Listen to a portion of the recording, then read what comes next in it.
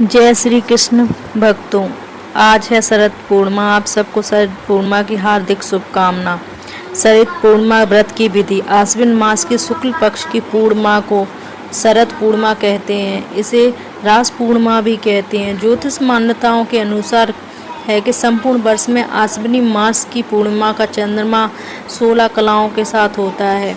कहते हैं कि इस दिन चंद्रमा अमृत की वर्षा करता है। शरद पूर्णिमा के दिन शाम को खीर बनाकर भगवान को भोग लगाएं। भोग लगाकर खीर को छत पर रख दें और रात को भगवान का भजन करें। चांद की रोशनी में सुई पुरोएं। अगले दिन खीर का प्रसाद सबको देना चाहिए। इस दिन प्रातःकाल आराध्य देव को सुंदर वस्त्र भूषणाओं से सुशोभित करें। आसन पर विराजमान कर गंध आच्छत धूप पुष्प आदि से उनकी पूजा विधि विधान से करें। पूर्णिमा का व्रत करके कहानी सुननी चाहिए। कथा सुनते समय एक लोटे में जल, गिलास में गेहूं, दोनों में रोली चावल रखें। गेहूं के 13 दाने हाथ में रखकर कथा सुननी चाहिए। गेहूं के गिलास पर हाथ फेरकर मिश्राणी के पांव स्पर्श कर यानी कि पंडितानी के पांव स्पर्श करके गिलास उसे दे दें। लोटे को जल का रात को अर्घ दें।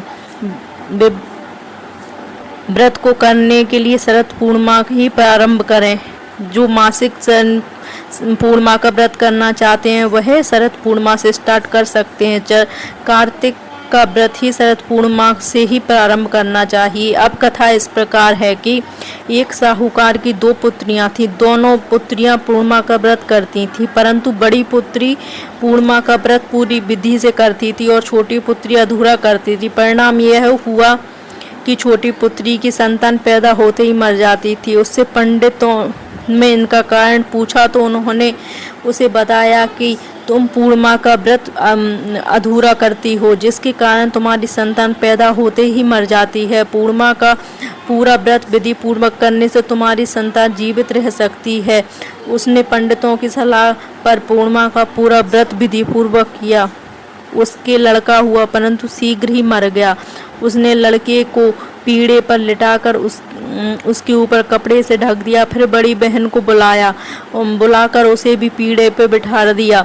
बड़ी बहन जब पीढ़े पर बैठने लगी तो उसका घाघरा बच्चे को छू गया, जिससे बच्चा घाघरा छूते ही रोने लगा। बड़ी बहन बोली, तू मुझे कलंक लगाना चाहती थी, मेरे बैठते ही यह मर जाता। तब छोटी बहन बोली, यह तो पहले से ही मरा था बहन, तेरे ही भाग्य से मेरा बच्चा दोबारा जीवित हुआ है, तेरे पुण्य से यह जीवित हुआ है। इसके बाद नगर में उसने पूर्णिमा का पूरा व्रत करने का ढिंढोरा पिटवाया। जैसे उसके बहन की रक्षा की, वैसी उसके सबके बच्चों की रक्षा करना। प्रभु माता लक्ष्मी की कृपा आप सब पर बनी रहे।